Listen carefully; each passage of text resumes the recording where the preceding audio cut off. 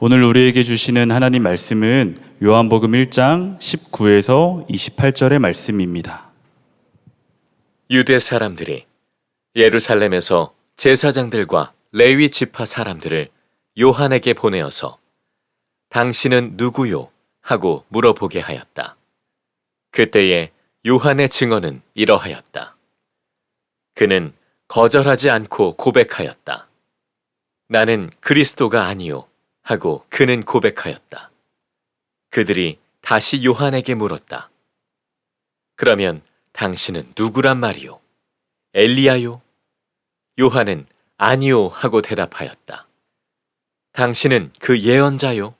하고 그들이 물으니 요한은 아니요 하고 대답하였다. 그래서 그들이 말하였다. 그러면 당신은 누구란 말이요? 우리를 보낸 사람들에게 대답할 말을 좀 해주시오. 당신은 자신을 무엇이라고 말하시오? 요한이 대답하였다. 예언자 이사야가 말한 대로 나는 광야에서 외치는 이의 소리요. 너희는 주님의 길을 곧게 하여라 하고 말이요. 그들은 바리새파 사람들이 보낸 사람들이었다. 그들이 또 요한에게 물었다. 당신이 그리스도도 아니고 엘리야도 아니고 그 예언자도 아니면 어찌하여 세례를 주시오? 요한이 대답하였다. 나는 물로 세례를 주오. 그런데 여러분 가운데 여러분이 알지 못하는 이가 한 분 서 계시오. 그는 내 뒤에 오시는 분이지만 나는 그 분의 신발끈을 풀 만한 자격도 없소. 이것은 요한이 세례를 주던 요단강 건너편 베다니에서 일어난 일이다. 김복유라는 찬양 사역자가 있습니다. 나는 사마리아 여인에게 말을 건다라는 유명한 찬양으로 젊은 분들에게 선한 영향을 주는 그런 형제님입니다. 한 번은 그의 간증을 들은 적이 있는데 그가 이런 고백을 하는 것입니다. 저는 찬양 사역할 때 제가 신랑이 아니라는 것을 압니다. 저는 그저 앞에 앉아 있는 신부들, 예수님의 신부에게 신랑을 소개해주는 신랑의 친구일 뿐입니다. 그런데 제가 이 사실을 잊고 신부가 예쁘다고 신부들에게 흑심을 품는다면 그땐 제가 호로자식 되는 겁니다. 신랑이신 예수님을 잘 소개해드리고 예수님이 그 자리에서 마음껏 찬양과 영광을 받으시도록 하는 것, 그것이 저의 역할입니다. 그때 저에게 임하는 형용할 수 없는 놀라운 행복감, 예수님만 홀로 영광을 받으시는 그 모습을 보는 행복감이 제게 있습니다. 그것은 신랑의 친구만이 누릴 수 있는 기쁨입니다. 저는 그것을 배웠습니다. 저는 그의 이 고백을 들으면서 이것은 제가 죽을 때까지 잊지 말아야 할 사역자 그리고 그리스도인으로서의 정체성이라는 생각을 했습니다. 오늘 본문은 이 이야기를 성경에서 그대로 살아낸 세례 요한에 대한 말씀입니다. 요한복음 1장 19절에서 20절입니다. 유대 사람들이 예루살렘에서 제사장들과 레위 지파 사람들을 요한에게 보내어서 당신은 누구요? 하고 물어보게 하였다. 그때 요한의 증언은 이러하였다. 그는 거절하지 않고 고백하였다. 나는 그리스도가 아니요 하고 그는 고백하였다. 당시 세례 요한은 놀라운 설교와 대단한 경건한 삶으로 그 당시 유대 땅을 떠들썩하게 만들었습니다. 그렇게 많은 이들에게 선한 영향을 주는 탁월한 사람이었으나 그는 자신이 유대인들이 기다리는 그리스도가 아니라고 말하고 있습니다. 그의 대답에 유대인들이 다시 묻습니다. 그러면 당신은 누구요? 엘리야요? 아니면 예언자요? 요한은 자신은 모두 아니라고 말합니다. 그리고 자신에 대해서 이렇게 표현했습니다. 나는 주의 길을 예배하러 온 광야의 소리일 뿐입니다. 나는 당신들이 기다리는 그분의 신발끈을 풀 자격도 없는 사람입니다. 이 당시에 누군가의 신발끈을 푸는 것은 노예들이 하는 일이었습니다. 그는 자신이 노예의 자격도 안 되는 그리스도의 종보다 더 낮은 사람이라고 자신을 소개하고 있습니다. 너무 극단적인 겸손과 자기 비하일까요? 아닙니다. 예수님을 그리스도와 생명으로 만난 사람은 이 고백을 할 수밖에 없는 것입니다. 극악무도한 죄를 짓고 사형 선고를 받은 한 죄인이 있었습니다. 그런데 이 죄인이 이 사형 집행 바로 직전에 그 나라의 왕이 이 죄를 사면해 준 겁니다. 왕이 자기 아들을 희생시켜 이 사형수의 죄를 대신 치렀다는 겁니다. 말도 안 되는 일이죠. 그런데 더욱 놀라운 것은 왕이 이 사형수를 왕자의 자리에 앉히고 아들처럼 사랑하겠다는 것입니다. 여러분, 사형을 당할 수밖에 없는 이 죄를 사면됐을 뿐만 아니라 왕자의 자리까지 앉게 된 이 설명할 수 없는 은혜를 사형수는 과연 이해할 수 있을까요? 절대 이해하지 못합니다. 우리처럼요.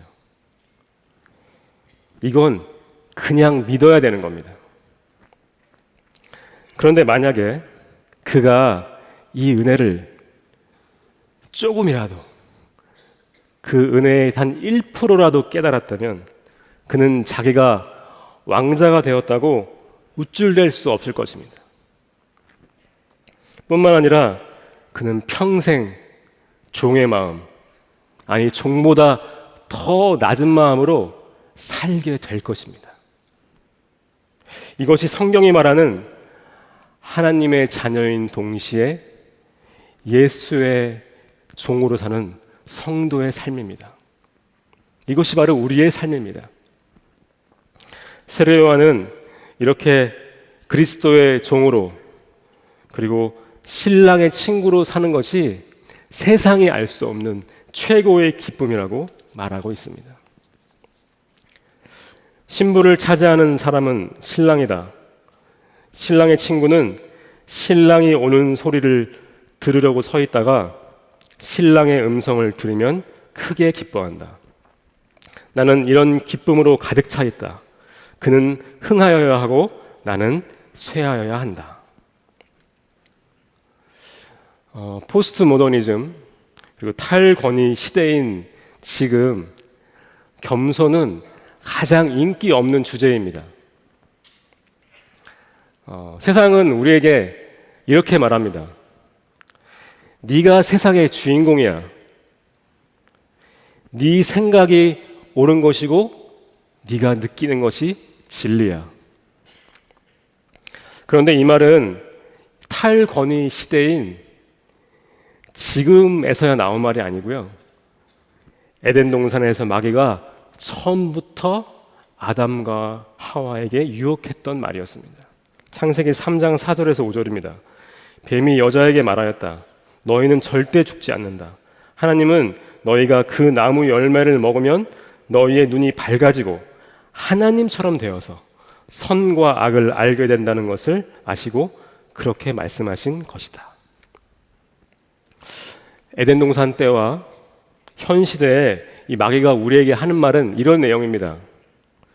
네 마음대로 선과 악을 판단하고 살면 돼. 왜냐하면 네가 세상의 주인이니까. 이 말은 상당히 매력적이고 전통사회 때부터 현대에 이르기까지 무언가에 억압받고 살아온 우리의 자존감을 회복시키는 말 같기도 합니다. 그리고 성경이 말하는 복음과도 비슷하게 들립니다. 왜냐하면 성경은 우리가 하나님의 형상대로 창조된 존귀한 존재이고 하나님이 독자를 아끼지 않으실 만큼 세상에서 가장 사랑받는 존재라고 말하고 있기 때문입니다. 그런데 세상의 말과 이 성경의 말씀에는 큰 차이가 있습니다. 세상은 우리에게 하나님의 자리에 네가 앉아 라고 말합니다. 그러나 성경은 하나님께서 자격 없는 우리를 그 자리에 초대하셨다고 말합니다. 아주 다른 말입니다. 특별히 이 차이는 이 사람의 태도로 극명하게 갈리는데 세상의 말을 듣고 하나님의 자리를 빼앗으려는 사람의 태도는 교만입니다. 딱 마귀의 수준만큼 말입니다. 그러나 은혜의 자리에 초대된 사람은 겸손합니다. 딱 예수님처럼 말입니다. 빌립보서 2장 5절에서 7절입니다. 여러분 안에 이 마음을 품으십시오. 그것은 곧 그리스도의 예수의 마음이기도 합니다.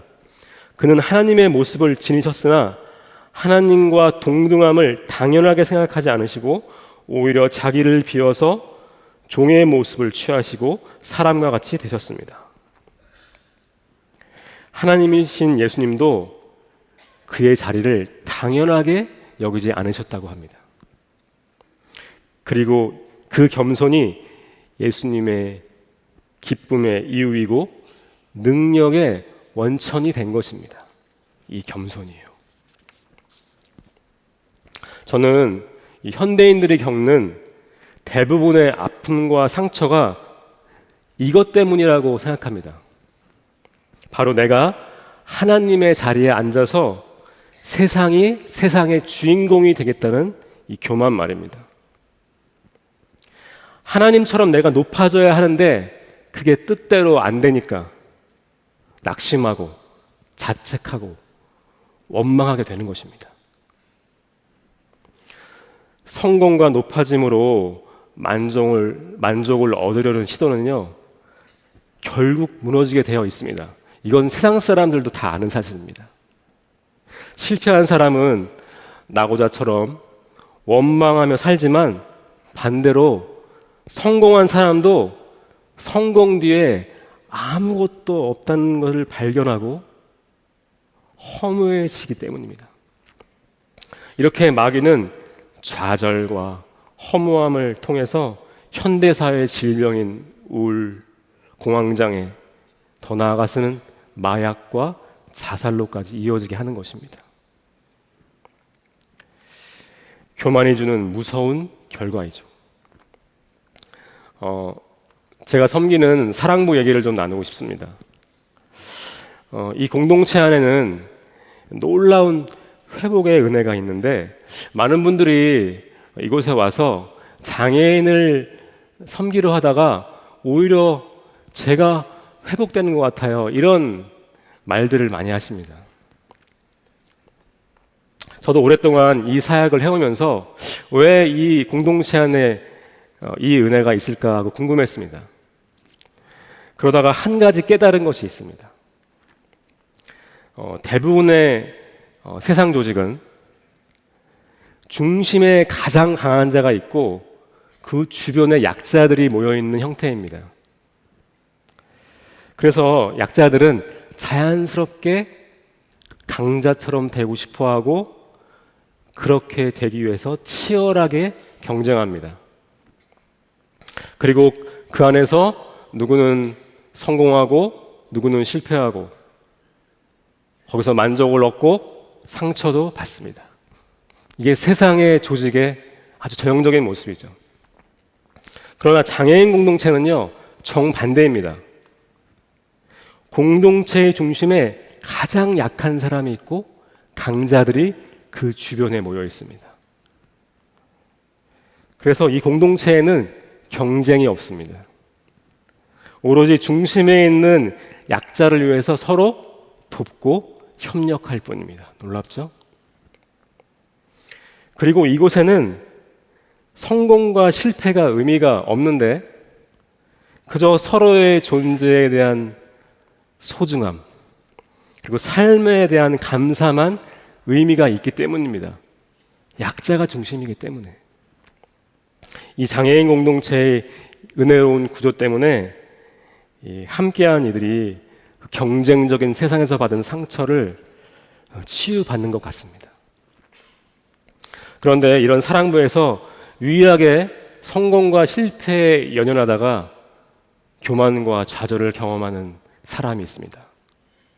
유일한 사람, 바로 접니다. 담당 목사라는 타이틀 때문에 이 공동체의 본질인 겸손을 잊고 사역에 성공하려고, 이게 사역자들이 갖는 병폐거든요. 사역에 성공하려고 내 열심을 내기 때문에 이 경험을 하는 것 같아요. 그래서 저도 다시 그걸 깨닫고 겸손의 자리로 내려오곤 합니다. 성도 여러분, 저는 겸손이 세상을 치유하는 중요한 열쇠라고 믿습니다. 예수님이 바로 그 방법으로 세상을 치유하고 구원하셨기 때문입니다. 예수님은 십자가에서 가장 약한 자가 되어서 세상을 구원하셨고, 그러므로 세상 누구도 자기의 강함을 자랑하지 못하게 하셨습니다. 그리고 그의 주변에 있는 우리들은 경쟁할 필요가 없고 서로의 존재를 소중히 여기며 하나님만 찬양하는 공동체로 우리를 그 교회로 만드신 것입니다. 마태복음 11장 29절입니다. 나는 마음이 온유하고 겸손하니 내 멍에를 메고 나한테 배워라. 그리하면 너희는 마음의 쉼을 얻을 것이다. 아멘.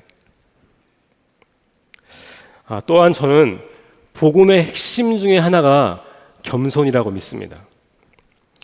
예수님이 이 겸손했던 세례 요한을 여자가 낳은 자 중에 가장 큰 자이다 라고 칭찬한 반면에 독사의 자식들이라며 혹독하게 비난했던 이들이 있었습니다.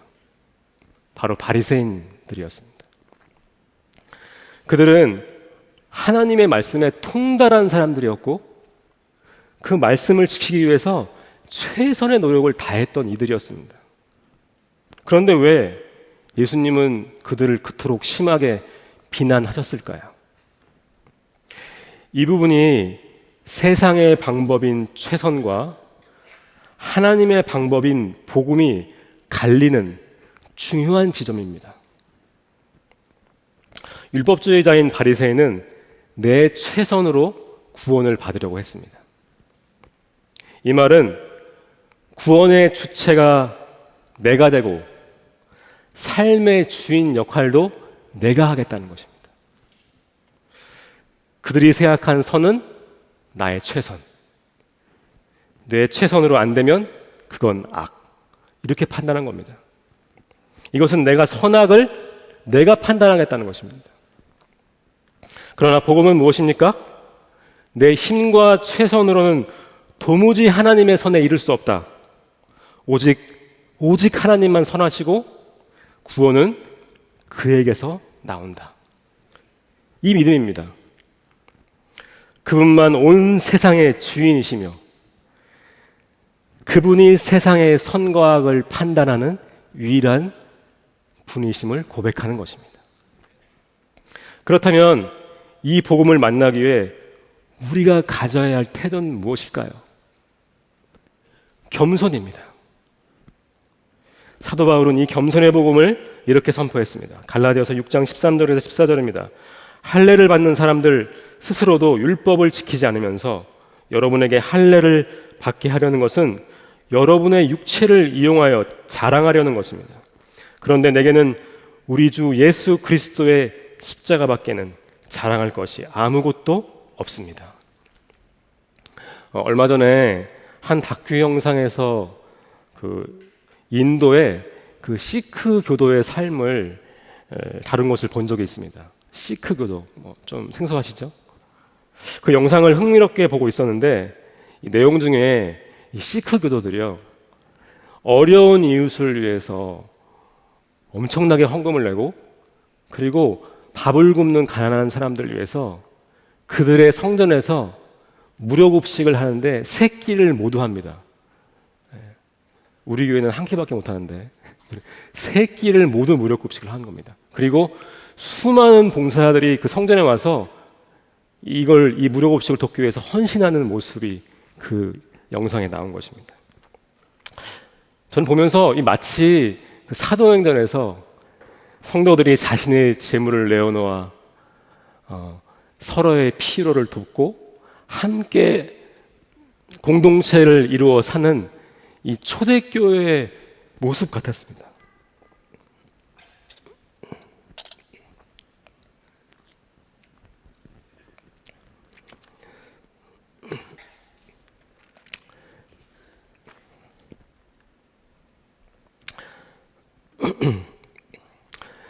그렇게 놀랍게 보는 중에 갑자기 정말 초대교회 같구나 놀랍게 보는 중에 이런 생각이 들었습니다.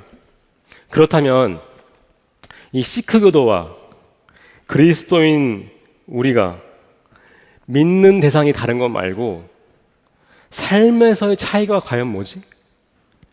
오히려 지금의 교회보다 인도의 시크 교도들이 더 공동체적이고 더 희생적인 삶을 사는 것 같이 보였기 때문입니다. 그때 제 머릿속에 스치고 지나간 것이 바로 복음의 핵심인 겸손이었습니다. 세상에는 교회보다 복지나 인간적인 사랑을 더 잘하는 곳이 엄청 많습니다. 그런데 그들은 결국 자신의 의로 이것을 하고 있기에 언젠가는 그 의 때문에 그 공든탑이 무너질 것입니다. 그 의의 특징입니다. 의는 반드시 자기의 공로가 있기 때문에 무너지게 돼 있습니다. 교만 때문에. 세상이 자신의 공든탑과 함께 무너질 때 자기 의가 죽은 이 복음만이 세상을 치유하고 구원하게 될 것입니다.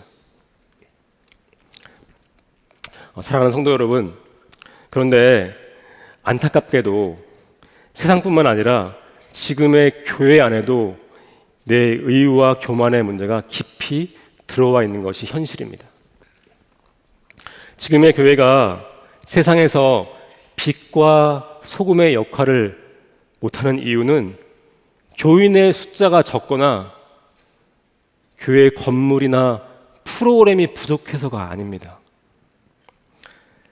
세상 그리고 타종교에는 전혀 없는 유일한 한 가지, 무엇이죠? 바로 내 의가 죽고 예수님만 자랑하는 이 겸손의 복음, 이 복음이 무너져 있기 때문입니다. 제가 17년 전쯤에 한 신앙 공동체에서 훈련을 받은 적이 있었습니다. 굉장히 헌신되었고 영성도 탁월하다고 알려져 있는 곳이었습니다. 그런데 그것의 리더인 목사님은 항상 한국 교회를요 신랄하게 비판했습니다. 이 땅의 교회들은 다 썩었습니다. 돈과 인기에 영합한 싸구려 복음을 전하고 있는 것입니다. 그의 이 선지자 같은 외침에 많은 이들이 공감했고 그곳에서 훈련을 받았습니다. 그런데 그곳에서 훈련받는 동안 이상하게 제가 비판적인 사람이 되어가고 있는 것입니다. 그리고 마음에 알 수 없는 분노가 가득한 것이에요. 주변 사람을 만나면요 가르치고 지적하려고 들고, 그러다 보니까 논쟁하고 그들을 정죄하게 되었습니다. 제 안에 교만이 아주 가득했는데 그때는 제가 문제가 아니라 저들이 문제다라고 생각했습니다. 왜냐하면 저는 그때 누구보다 기도와 성경 연구를 열심히 한다고 생각했고, 그리고 엄청나게 헌신적인 삶을 살고 있었기 때문입니다. 그런데 어느 순간 제 영혼이 병들고 있다는 생각이 들었습니다. 감사와 기쁨은 사라지고 제 안에 사랑도 아무것도 없는 것 같이 느껴지는 겁니다. 그래서 제가 아는 장애인 공동체를 찾아가서 그곳의 목사님과 교제를 나누었습니다. 매주 그곳에 방문해서 봉사를 하고 장애인 사역을 또 그때도 하고 있었기 때문이죠. 그리고 봉사 후에 목사님과 교제하면서, 그러면서 제 영혼이 조금씩 치유받는 느낌을 받았습니다. 당시 제가 훈련받던 공동체와 이 장애인 공동체 목사님은요, 세상과 교회를 바라보는 관점이 달랐습니다. 장애인 공동체 목사님은 한국 교회가 초심을 잃고 지금 병든 것이 사실이지만 그 문제가 남의 문제가 아니고 내 가족, 내 교회의 문제라는 마음을 갖고 있었습니다. 마치 내 몸의 일부가 아픈 것처럼 이렇게 말씀하시는 거였습니다. 그 훌륭했던 그 하나님이 세운 그 교회가 그러면 안 되는데, 그래서는 안 되는데, 그 넘어졌던 목사님이 빨리 회복하시고 다시 예전처럼 주님의 신실한 종이 되어서 한국 교회를 이끌어 가셔야 되는데, 이렇게 진심으로 말씀하시면서 안타까워하셨습니다. 그 목사님은 겸손한 마음으로 한국 교회를 걱정하고 중보하셨던 것입니다. 저는 이 목사님과 교제하며 제 병든 영혼을 치유받고 복음에 대한 오해도 풀 수 있었습니다. 그리고 하나님의 마음을 제대로 알 수 있었습니다. 사랑 없는 비판은 자기 의와 분열만 낳을 뿐입니다. 이것은 하나님이 가장 미워하시는 마귀의 열매입니다. 다른 이들의 아픔과 죄까지도 끌어안고 겸손히 사랑하는 것, 그것이 세상을 구원하신 하나님의 마음입니다. 빌립보서 2장 3절에서 4절입니다. 아무 일이든지 다툼이나 허영으로 하지 말고 오직 겸손한 마음으로 각각 자기보다 남을 낮게 여기고 각각 자기 일을 돌볼 뿐더러 또한 각각 다른 사람들의 일을 돌보아 나의 기쁨을 충만하게 하라. 제가 지난 화요일에 코로나에 확진됐었습니다. 5일이 지났기 때문에 지금은 안전합니다, 여러분.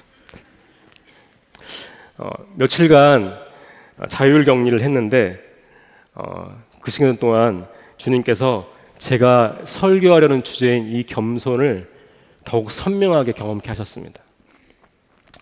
보통 부목사가 주일 설교를 맡으면요, 이 마지막 주간은 이 초집중해서 기도하고 이 설교문을 달달달 외워야 되는데 제가 지금 못 외우고 있지 않습니까? 네. 몸이 아프고 이 약 기운 때문에 정신이 몽롱하니까 이 중요한 시간을 다 허비한 것 같았습니다. 뇌 채선이 무너지고 그러니 영적으로도 어려웠습니다.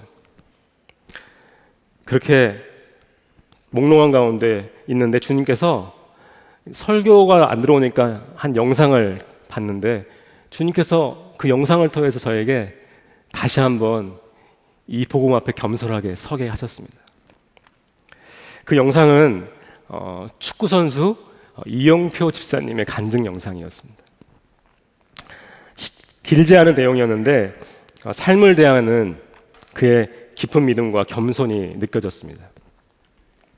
그 2002년 월드컵을 개막을 이틀 앞두고 이영표 선수가 이 종아리에 큰 부상을 입게 되었습니다. 재활까지 3개월이나 걸리는 부상이었고, 언론은 그가 대표팀에서 하차하게 될 거라고 기사를 쏟아내기 시작했습니다. 하늘이 무너진 것 같았던 그는 하나님께 원망 섞인 기도를 하게 되었습니다.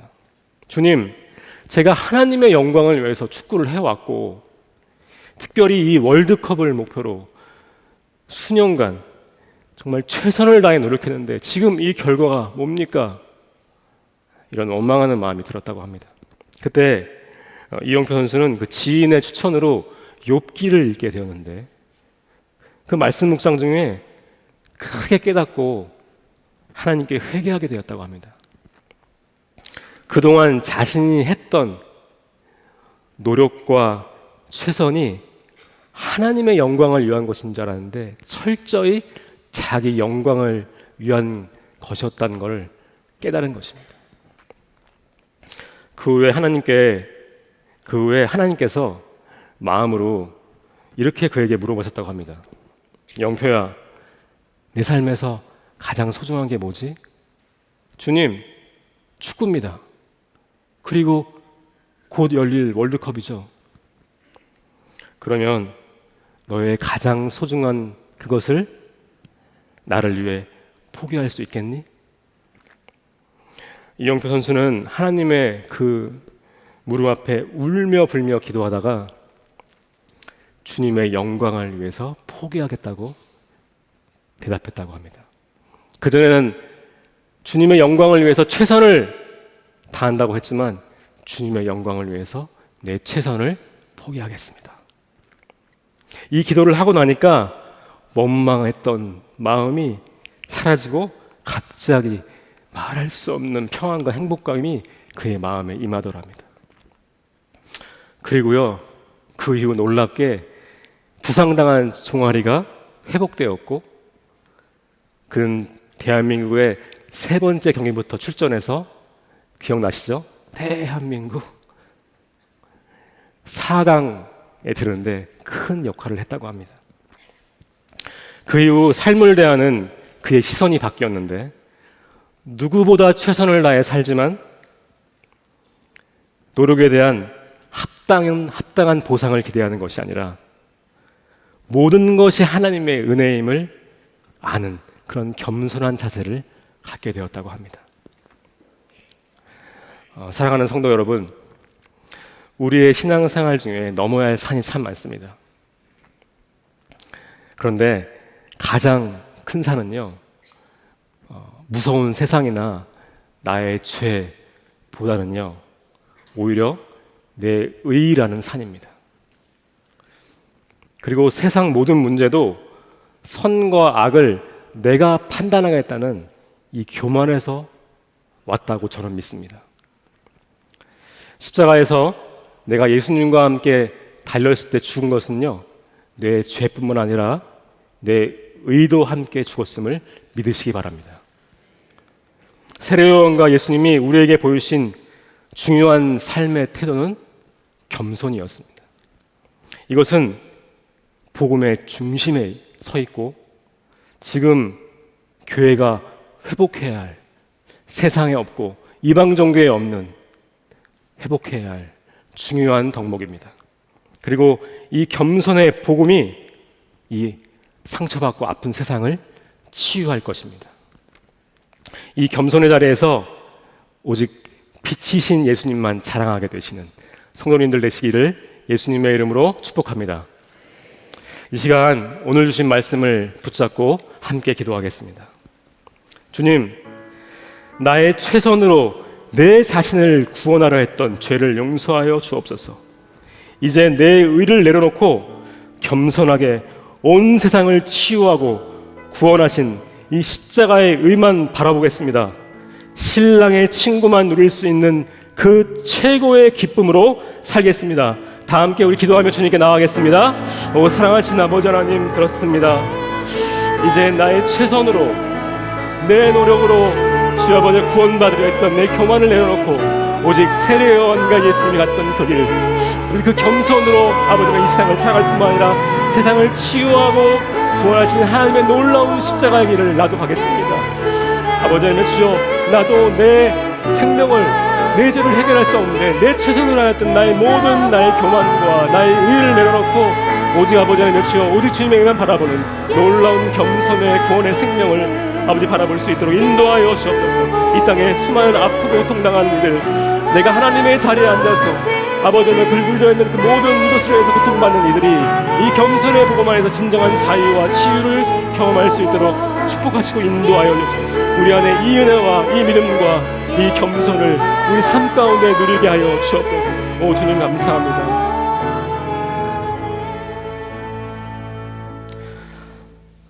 사랑하시는 하나님, 우리 삶에 신랑의 친구가 누리는, 그리고 그리스도의 종이 누리는 이 기쁨만 충만하게 하여 주옵소서. 그래서 세상 교만과 헛된 성공에 마음을 빼앗기지 않게 하여 주옵소서. 또한 겸손으로 세상을 구원하신 그 주님을 따라서 우리도 그 삶을 살게 하여 주옵소서. 교회가 이 믿음을 회복하여 자만과 자책으로 고통받는 이 세상을 치유하게 하여 주옵소서. 교회가 더 이상 사랑 없는 비판으로 서로 분열되지 않게 하시고 형제의 죄악까지 끌어안는 십자가의 사랑을 할 수 있게 하여 주옵소서. 북한과 열방에 이 복음을 알지 못해 이념과 물질을 우상 삼고 있는 이들을 특별히 불쌍히 여겨 주옵소서. 그들도 참 복음을 만나서 진정한 자유와 기쁨을 누리게 하여 주옵소서. 주님의 날에 기쁨으로 예물을 드린 당신의 백성을 축복하여 주옵소서. 11조와 감사헌금, 건축헌금, 선교헌금을 드린 이들의 이 마음을 받으시고 오직 당신의 영광을 위해 사용하여 주옵소서. 그리고 몸된 교회와 이웃을 위해 삶을 드린 이들의 헌신을 특별히 기뻐 받아주시고 당신의 나라가 이 땅에 이루어지는 일에 그들을 사용하여 주옵소서. 감사드리오며 이 모든 말씀 예수님의 이름으로 기도하였습니다. 아멘. 다 같이 일어나셔서 우리 찬양으로 하나님께 나아가겠습니다.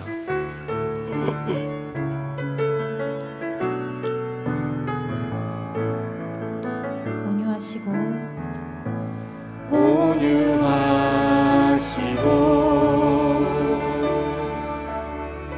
겸손하신 예수 닮기를 내가 원하네. 자비하시고 위로자 되신 주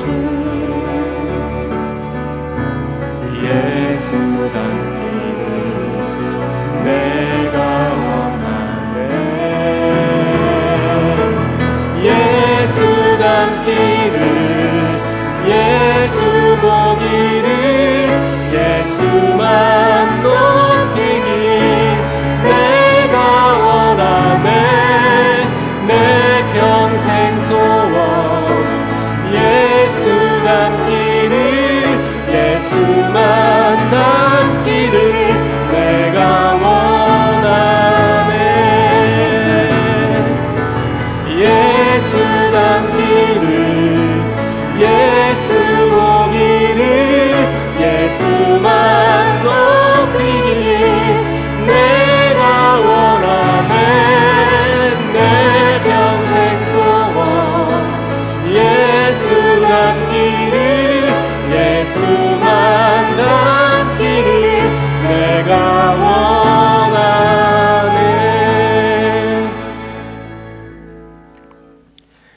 이제는 우리의 주님 되신 예수 그리스도의 은혜와 아버지 하나님의 놀라우신 사랑과 성령님의 교통하심이 겸손으로 세상을 치유하신 우리의 주님의 길을 따르기로 결단한 주의 성도들 위해 함께하옵시기를 간절히 축원하옵나이다. 아멘.